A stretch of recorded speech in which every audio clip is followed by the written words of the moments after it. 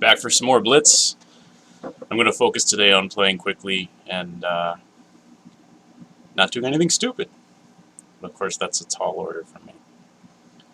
D5. He's going to play the London system.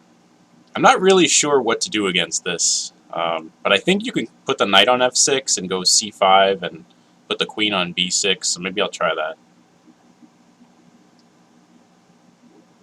Also, I remember a YouTuber saying something about bishop g4 being reasonable here. Actually, I'm going to try that. I'm just going to trade bishops, and then the fact that I'm putting my pawns on light squares obviously will no longer be bad for that bishop. Could also play c5, but then I think queen b5 check might get me in trouble. In fact, it might get me in trouble anyway, huh? e6, queen b5, queen d7, queen b7, knight c6, something like b3. No, then knight a5. We're just going to risk it. Actually, I think it probably was good because this bishop was hitting c7, so I shouldn't have allowed that.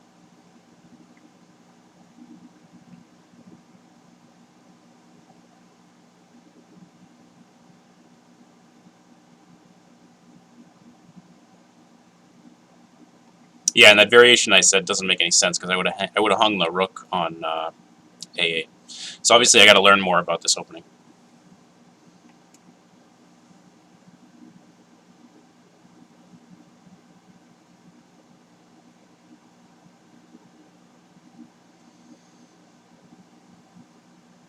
Alrighty, we're going to take this bishop on f4 and then isolate his d pawn and try to make use of that d5 square.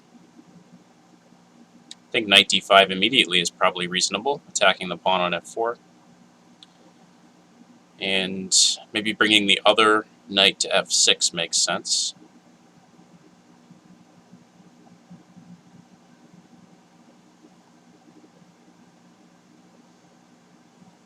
Okay.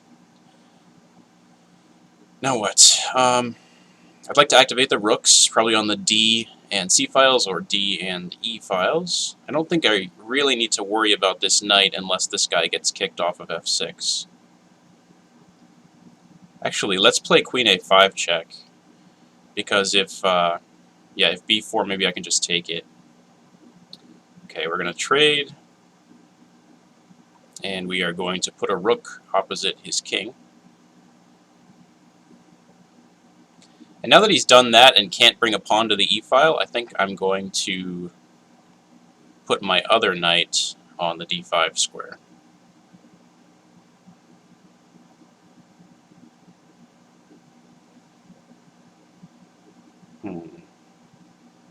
Okay. Let's play rook a to c8 and try to play c5.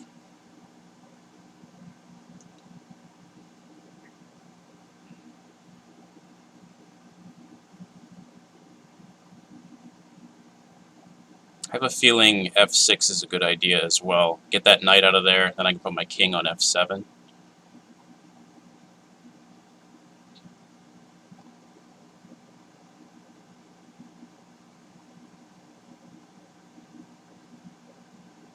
It's hard for him to defend d4, but I've got to move more quickly. Every game I have trouble with time. Okay, let's take this way and then put my stuff on the e-file.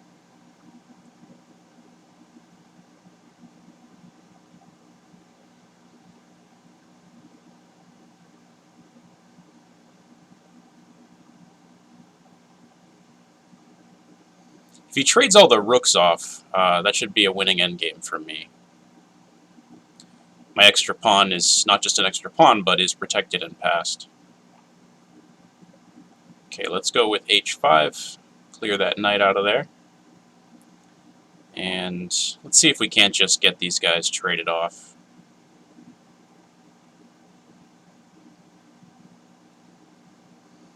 He says no to that, which I think makes sense. But now we get to invade with the knight.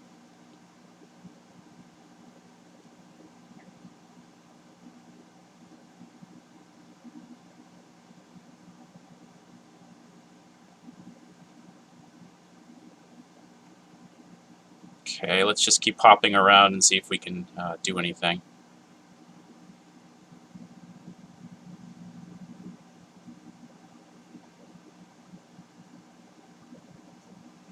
Rook e6 maybe, so that I can play b5 and him kicking the knight away doesn't cost me my c-pawn. Actually, maybe I should play rook d6.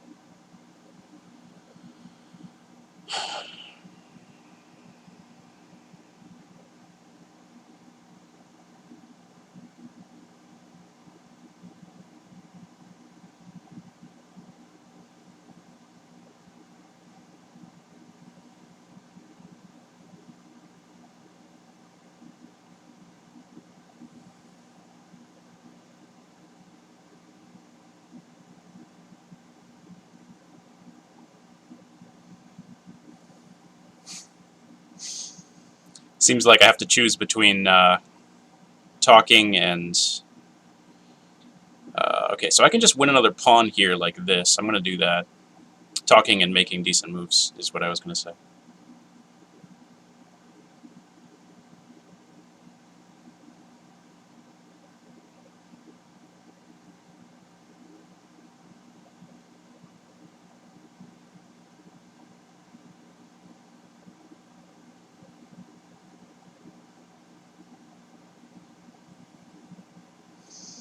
I want to protect that d-pawn and eventually get it moving up the board.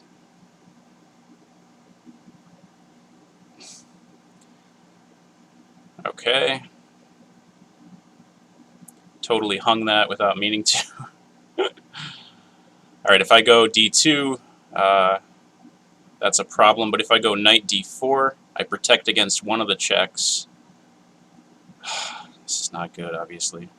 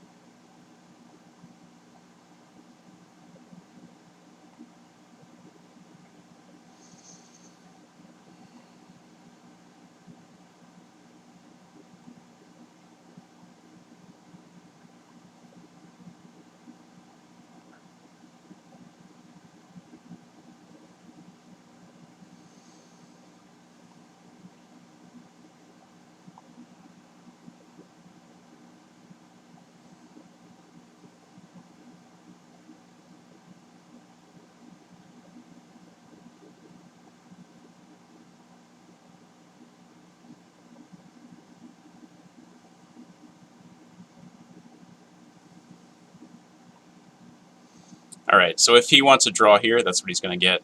I was winning at one point, but of course, I tend to... I don't know, I've been playing kind of badly these days.